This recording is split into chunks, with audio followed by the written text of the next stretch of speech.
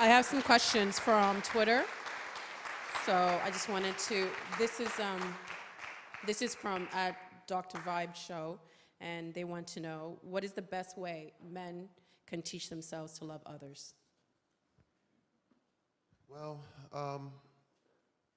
again, it's kind of that $100 bill story, because you realize that everyone is valuable.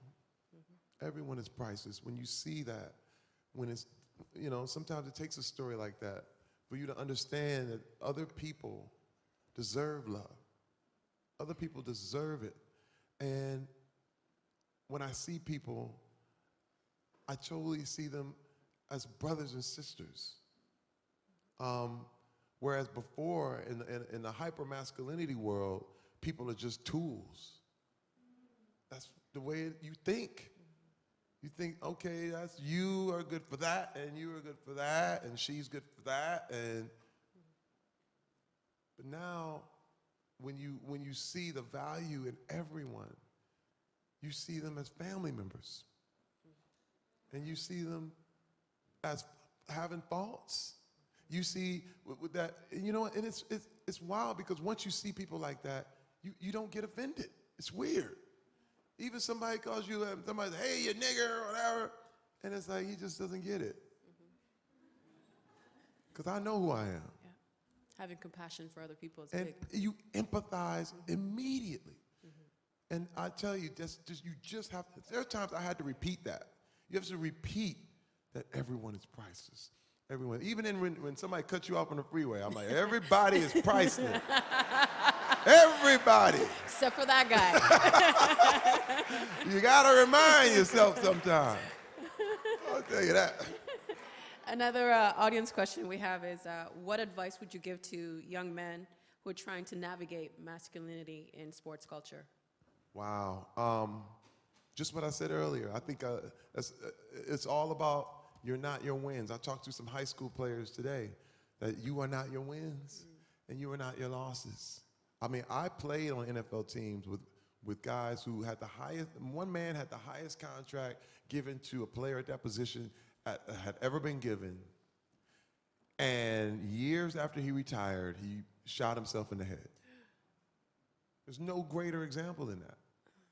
He was the man. And he really thought he was better than everyone else when it was on top. And when it was over, he said, what use is living? You have to separate yourself from all of this. At your workplace, anywhere. And it applies everywhere. And sports culture is so bad because you're 24 and you're retired. And you got 75 years of life left. And they're like, there you go. Hey, great job. And you know what? I have to say something about sports culture. I'm in it. I was part of it. It's a cult. It's a cult. I'm just telling you. I'm telling you why. Because the thing is, if you see athletes getting away with something that a normal person would never get away with, that's cult activity. You understand? And you still say, well, I still love him. He's awesome. Let me tell you something. That's Jim Jones. That's drinking Kool-Aid. There's a lot of people out there with the jersey drinking the Kool-Aid. And it's like, yo, man, but what about the people? The people. You understand? These are people. But they're like, yeah, well, let me tell you, you know what's so tripped out?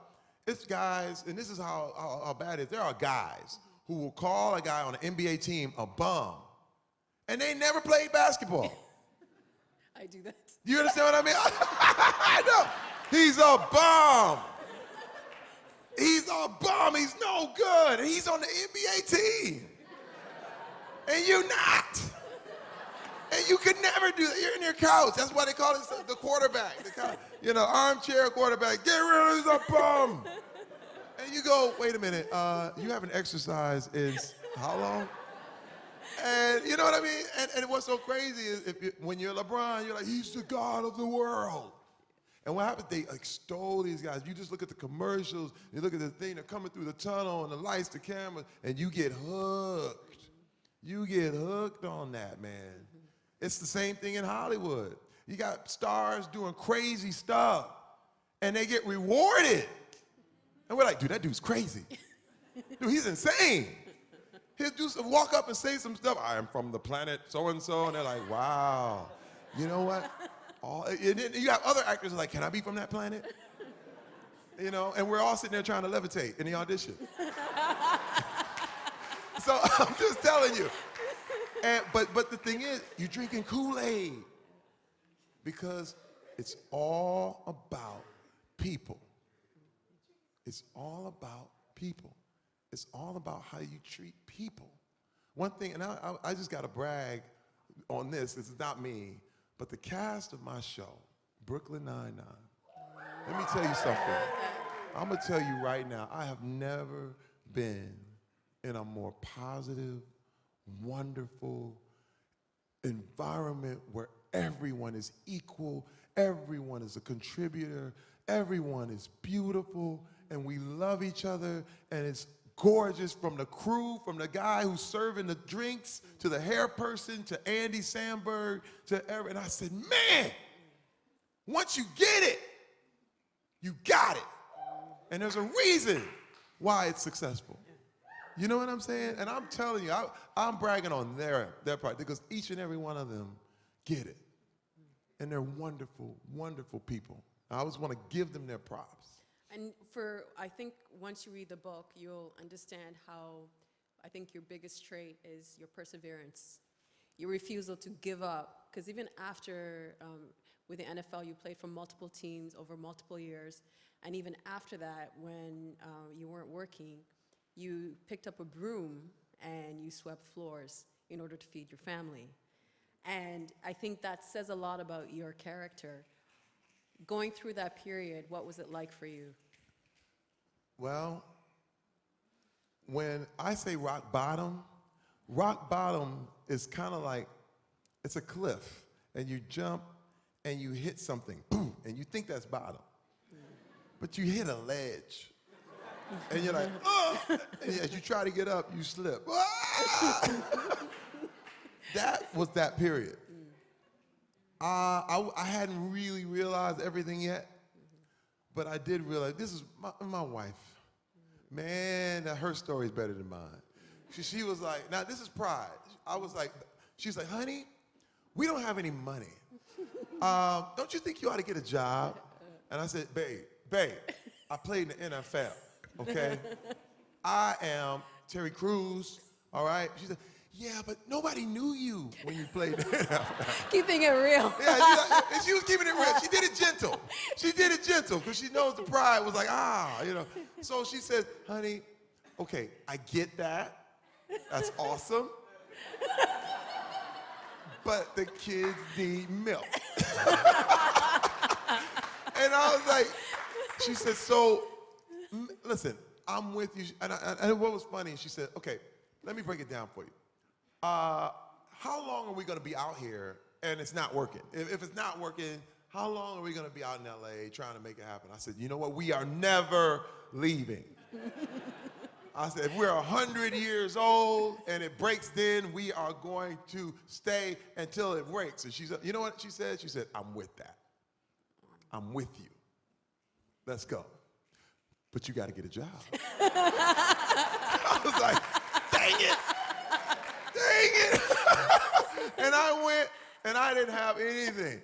And I realized, wait. And then I got hungry. And I said, well, there really is nothing around here, okay? And so I went to a place called Labor Ready, where they hire you by the day. And you put you into any kind of job, and literally you're there. You show up with drug addicts and 5 in the morning, and ex-cons, and people with felonies, and this kind of thing. And it's like, wow. You know, and I was there, and here I am, Mr. Ex-football player, and I had my hat on, and the whole thing, and I was like, oh, no. And they put me at a job where I got $8 an hour. I'll never forget it. $8 an hour for 8 hours. And they sent me to a factory, and I got a broom, and I kept my hat on, because I was like, oh, no. And some guy was like, hey, man, you look familiar. I was like, oh, you don't know me, man. You don't know me. And I was so depressed, so depressed. I was my failures. I instantly became my failures. I was sweeping, and I was like, what is the use? how did I end up this low? I was on top, now I'm on bottom. And a funny thing happened as I was sweeping. I was like, I'm doing something for my family. I said, I'm actually changing my own situation. You know what I mean? And it was like, I'm not sitting around talking about it. I'm not sitting around being prideful. Because pride, if I had, the pride thing, I wouldn't have done it. I had pride forever and I wouldn't do it. And all of a sudden, when I got rid of that pride, and I was willing to do something I thought was beneath me, I said, oh my God. And they paid me at the end of the day. And I was like, okay, I got my 64 bucks. I went and bought some groceries, put about $10 in the car, and I said, our situation changed today. Wow. Now, people talk about me all the time. Let me tell you, that was a lesson I never forgot. I did 5 movies this year, wrote a book, 2 TV shows. I got it. I said, work, baby. Work. Work, but more so than anything in this career, I do more work on who I am as a human being. Yep. The study, the reading, the therapy, it never stops. Never stops. Because I don't want to go back. I don't want to go back to the old days. I don't want to go back. I want to let people know and let me tell you, some people spend more time on their schooling and on their job and the whole thing than they do on themselves, or they do on their marriage. And I'm telling you, hey, it's work, y'all. It is. But it's worth it. It's worth it. It's beautiful. It's a beautiful thing. Relationship book next? Okay. I think you should write a relationship book. Oh, yeah, next. I definitely. I'm just saying. My wife and I definitely see a relationship book in the future because, I can, and I have always, I am never want to be arrogant and say what you should do, okay? Because there are a lot of women out there who need to leave their men. I'll be honest with you. And there's a lot of women that need to stay. I can't tell you, there's not a boilerplate. There's not a, this is it, this is what you do, and there it is, and cut it out. Let me tell you, you got to play each one on its own. But you got to be intelligent to do that. There is no 7-point step and 3 points to this, and then. Hey, man, you're on your own field. It's your own game, and you got to win. And I'm telling you, it can never be boilerplate, but I will tell you my story. That's all I'm going to do. I'm just going to tell you my viewpoint, the way I saw it, the way it happened for me, and I hope it'll help you. And that's all I know to do. And I just thank you guys for being here and listening. Thank you for being here. Thank you for being here. I know you're on a plane to Brazil to shoot another Old Spice commercial. I'm on the plane to Brazil tonight to do more Old Spice stuff down in Brazil. It's awesome. Did you when you did the first Old Spice commercial, were you like, whoa, what was your, did you realize how popular they would become? It was a marriage, a made in heaven. It was, Old Spice had me, and they had me at hello, We made 3 commercials on the spot the first day because they were like, oh my God, look at what he's doing. I learned not to be embarrassed. I'm unembarrassable. It's just because, again, once you know who you are, you can flow. Yeah. Life is free. I'm serious. There's no judgment. There's no whatever. I try. I do. Now I'm hosting Who Wants to Be a Millionaire, and I turn around and I go, this is awesome. You know what I mean? And you have a bunch of movies coming out next, right? Oh, well, it's just another movie with Adam Sandler coming up in the spring and all. But let me tell you, you have to be, let me tell you, Hollywood doesn't care. They don't care about who you are. The stuff would have happened. I ain't gonna lie. I mean, movies would have came. They would have been like, hey, he's great, come on. But what I'm most happy about is that they don't come with sorrow. I can go and I'm happy I hug my family. I hug my wife. Because my families meet me down in Brazil, too. Nice. Okay? They're on a plane on the way to meet me down there. Okay? And what I say is, it's so unbelievable because when you separate yourself from that and you realize, I'm going to tell you, and I'll be honest with you. I will be totally honest with you. I may not be in Hollywood forever. And I may do something else. I may become a farmer, and I promise you, I'm going to be the best farmer you ever saw. But I don't need Hollywood to complete me. I don't need it. I do it because I want to, but I don't need it. I don't need that job. I don't need any of that. But to be a good person, to be who I am, to know my value, you know what? It's great, and it's a great feeling. I don't need to levitate. You know, it's all good. Thank you so much. Thank It's been you. such a pleasure. I love you guys. Really I love you. Thank you. Thank you for listening.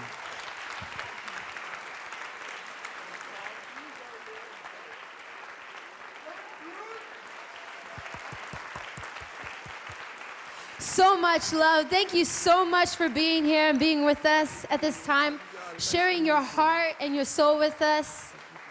So much love. Man, there's energy, huh? Ah! Good love. Thank you. We just want to thank you because like someone said yesterday that we need role models of courage and what that looks like. And I think for you to come out and be vulnerable and wear your tears and tell these stories with us, it's a real honor to have you join us. And I was just so moved. I think everyone online watching, people here, following on Twitter, we are just honestly so thankful for what you've done and what you're doing. And I don't know if you know how many lives you touch with what you're doing right now, so I really appreciate it. We all appreciate it. Thank you so much. Yeah? And if you could do one last thing for us, if you could help us wish Britta a happy birthday. Everybody join in. Happy birthday to you.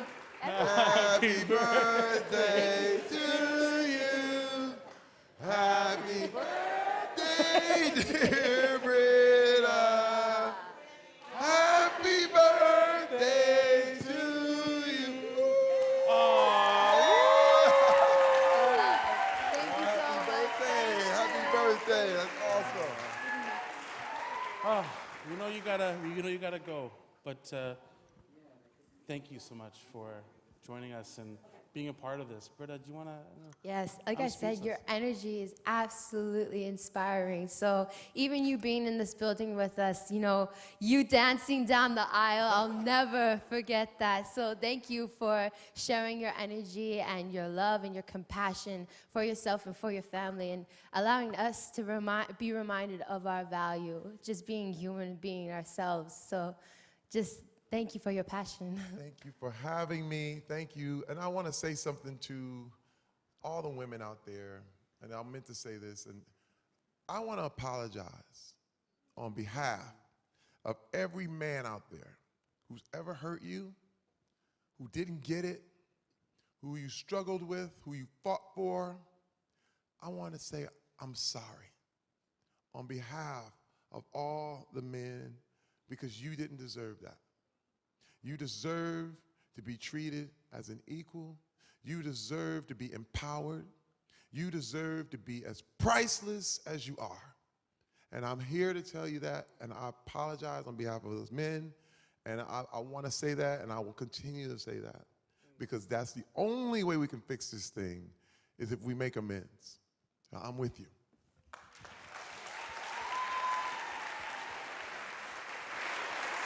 Thank you, sir.